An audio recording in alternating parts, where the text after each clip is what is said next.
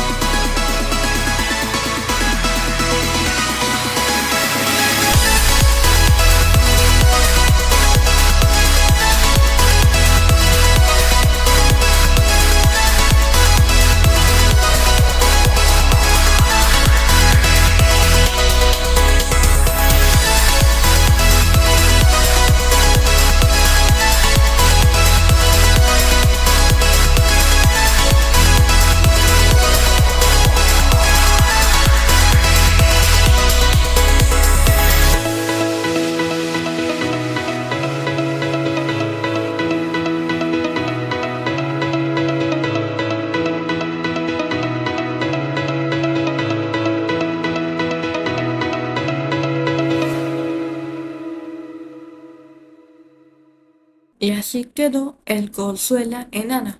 Es el ciervo más pequeño de Argentina.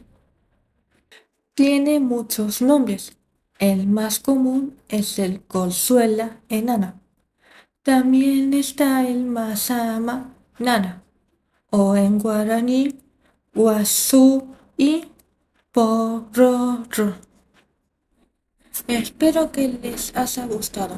El próximo video será el lunes que viene.